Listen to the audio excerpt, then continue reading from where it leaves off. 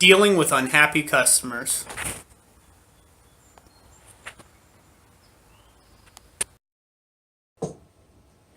Hello everyone, welcome back to the workshop. Some people, you just can't please them.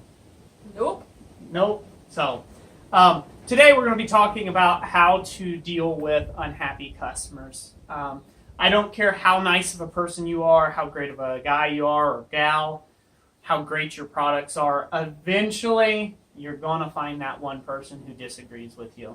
Yep. Whether they claim you didn't write your description right and it's not to spec, or you start a YouTube channel and you find all the bozos out there. Oh, not you. You guys are great.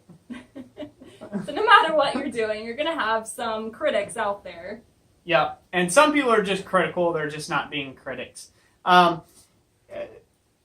With unhappy customers, this is one of the main reasons why I wanted to name my company Christ-Centered Ironworks, is I wanted my company to go so much further above and beyond for people and have a certain level expected out of me. That way, it kind of puts myself in check that, I'm representing somebody else in somebody else's name, and I can represent that name very poorly, or I can represent that name in a good way. I know Christians get a lot of bad rap, and, I don't want to be that guy, and that's just a center point for me. But what I try to convey with every customer, whether they are an unhappy customer or a happy customer, is I try to give them as much value that I can. And that's even if they're angry at me, if they're flying off the handle at me. I try to see through what it is they're going through and what the real issue is. And a lot of times people have a knee-jerk response. I've been in the customer service industry for a very long time, and I say very long like I'm a really old man. I'm not that old. I'll be 30 next year, and that'll shock the heck out of some people, but I've been working since the age of 15, and I've been working full-time since the age of 16, so I've been at it for a very long time. And I used to do heating and air conditioning work, and a lot of times the first response that somebody gave you, if there was a problem, it usually was dwelled upon emotion, and there was no real credibility behind it. They made it out like it was a big thing. Mm-hmm. Yeah, I think some people feel like they have to come across harshly to get their voice heard also. Yeah. And we kind of live in a culture of big faceless corporations where, you've got to pretty much tell them that you're going to slaughter their mother right in front of them in order for them to say, okay, sir, will you hold, please? Just to get some sort of response or reply. And this translates over to the individual artist side of things. People think that they just really got to ring your rocker to just, drive their point home with you. And then when they get met back with your reply, if you've come off with a level head, it usually calms and neutralizes the situation. Yeah, it definitely helps. Yeah. And I'll just be really open about this. I don't do well with criticism. That's not one of my strong suits. It comes from kind of the way I was raised and some of my background. And, just some of the stuff that gets said, I don't handle very well. I don't process very well. And so it takes me a good time when I'm getting a lot of criticism about something.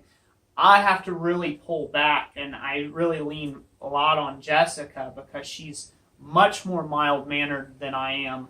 She's less quick to a response, and we try to come up together with a amicable solution that works best for everyone. Sometimes you have to wait a couple hours or even a day to respond just so you can get that cool and collected response that you need to present. But you're representing your company, and you need to put your very best foot forward so that you can do that justice, because it's so much more than that one customer and that one potential problem item that went out, because, like I said, you're representing your whole company. You want to be a good representation to them, but also the other people that are maybe in on the situation. They may be, if it goes badly, they may spread the word about your company. Mm-hmm. Yeah. And, you know, if you're a guy like me and you're a hothead, and I'm a bit of a hothead, and I'm boisterous, and I'm very boisterous about my opinions, and not afraid to tell you what I think, and you're not going to get any different from me. My online persona is Roy's persona in real life, and I'm kind of one of those guys, you either like me or hate me, and I'm okay with either, and that's kind of my thought process. But that means I eat a lot of crow too. That means, you know, I open my mouth sometimes when I should have just thought for a second, just put the brakes on, not let my anger, let my attitude, let my emotions get the better of me. And if I would have just stopped for a second, I would have said a lot of foolish things that hurt the name of my company in one way or the other. I've definitely gotten better at that over the years, dealing with customers and interacting with people. And it's really super easy to do that on a computer screen, or on your cell phone, to just interact real quick. And I know I've done it a few times, just even on my YouTube channel, and I've kind of like punished myself for that, like not doing that anymore. You know, if I see something with a real, like a troll or somebody being real negative, I usually take several hours now before I get back with them to hopefully come out with a more intelligent response, other than telling them where they can go shove it. You know, that's generally a good ideal, especially if you're if you're handling somebody who's giving you money. You know, the green stuff, they don't like being told that. I can tell you from experience. So yeah, don't do that. Yeah, don't do that. So probably the first step is just identifying what the problem is, Mm-hmm. and then start thinking how you can fix it. Perhaps it's just as simple as having them send the item back to you and it needs a little more tweaking, or maybe you need to exchange the item. In some cases, you can offer a partial refund and offer for them to keep the item. And then and the other option is to give them a full refund and just have them send the item back to you.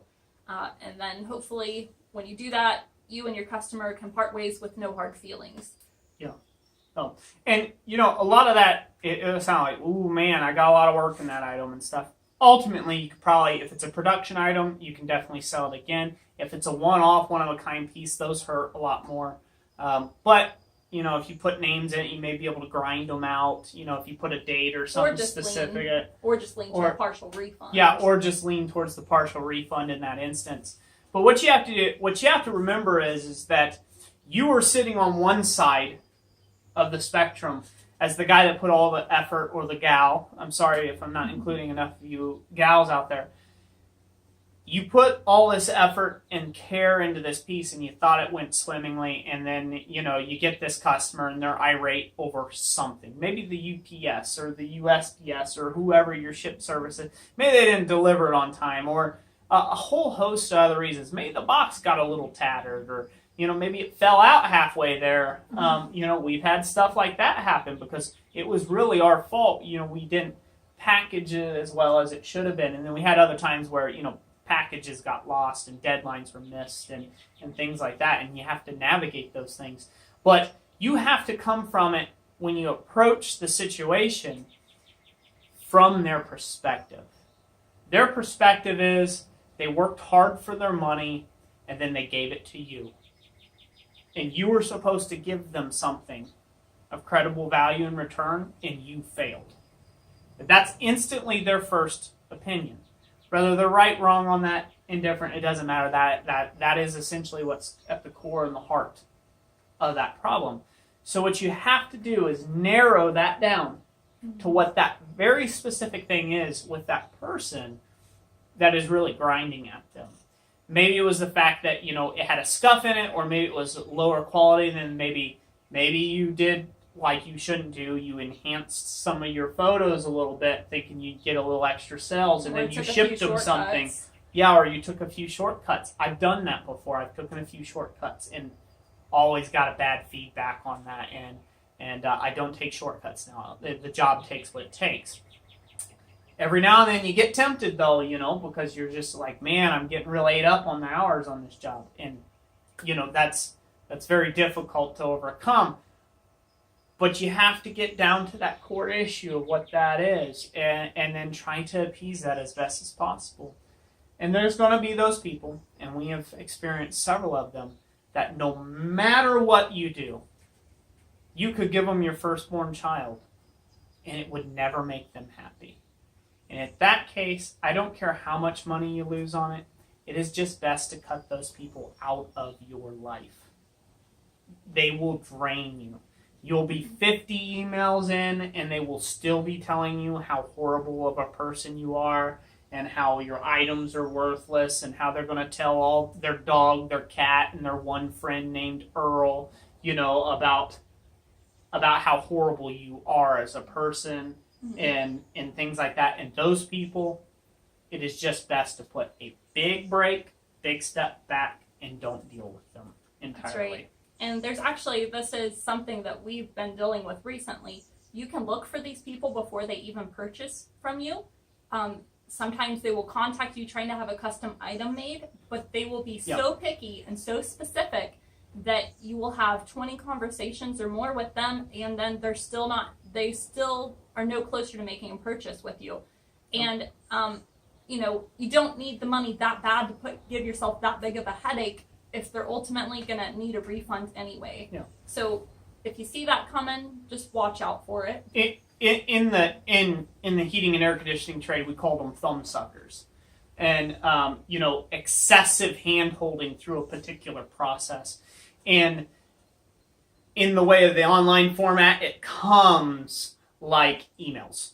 They come in email after email after email. Usually, they're kind of short snippets. Sometimes they're long sonnets.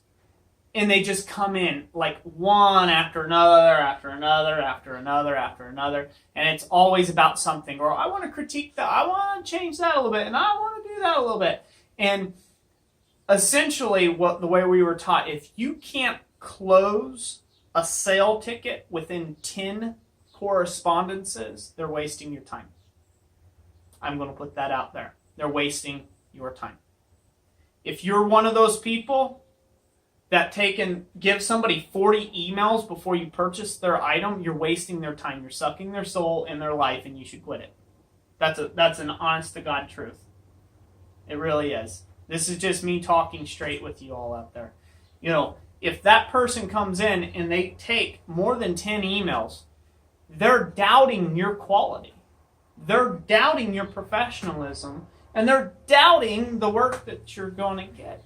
They need you to hold their hand and just tell them that it's going to do everything, and make them an espresso in the morning, and they're going to have a warm fuzzy after everything's done and over with, and their money's going to be magically deposited back in their account, and leprechauns are going to rain from heaven, right? Mm-hmm. And that's what they want you to do for them, and it's impossible. So there's kind of two ways you can deal with that. If you start noticing that happen, you just say, I'm not interested in this project. It's not a good fit for my company. Or you can go ahead and give them an alternative. You say, this is what I can do. Spell it out exactly how you would do it. And then they get to choose, yes, that would work for me, or no, it wouldn't. A proverbial setting your foot down, saying, I'm doing it. It's going to be this way. I'm going to do it within this specified time period. And it's going to have this characteristics to it. And if they come in, well, leave them. They're not a good fit for your company. And we have done that since we were very popular. We have probably done that at least 60 times in this past year. At least 60 times. And like if I were to equate that out to money, that's probably 60 grand. Maybe. Close to. I don't know. But it's a lot of money, walking away from money. And it always makes you think, like, are you crazy? But these people are going to become headaches, and they're going to become heartaches for you. That's right. And some of them did work out, but they did it on our terms. Yeah, but they did it on our terms after we set our foot down. And usually they were very happy people. Those type of people, though, you'll see them coming. You'll see them coming a mile away. And after you've been at this a while and you've been at it a few years, you're going to see them a mile away, and you'll know instantly your go-to move, set your foot down with them. That's it. My brother here recently, he had a couple people, he had a guy who wanted him to make some brackets, some really cheap shelf brackets. And my brother, he went on this big old thing, figuring out all the metal stock he was going to need down to the inch, and he figured out all the measurements and the patina and all this other stuff and give this guy all these great options. The guy asked him what he was going to do, and he said that he was going to charge $20 a bracket, which would have been fair for hand-forged brackets. More than fair. It would have been way under what I would have charged the guy. And the guy ultimately, after about 30 different conversations with this fella, he went to Walmart and got himself $1.50 brackets. That was it, $1.50 brackets. My brother works full-time for a living. I mean, he doesn't have time to put quotes and this and that. And I work full-time for a living. I work 90 hours plus. I don't have time to take and fool around with 30 emails to sell $20 brackets. I mean, $20 brackets. And those type of people, they lurk out there. And when my brother was telling me about all these communications, I'm like, brother, I said, I'd just dry it up. I wouldn't put no more effort into it because this guy's wasting your time. And sure enough, he was. He was wasting his time.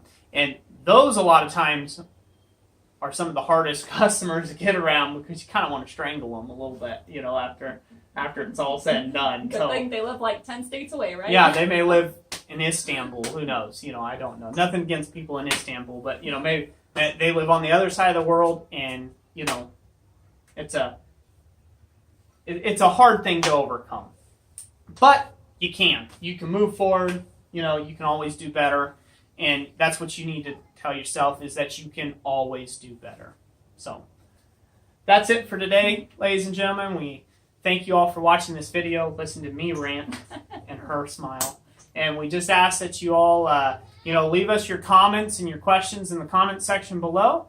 And we just thank you for watching. So have a blessed day. Yep.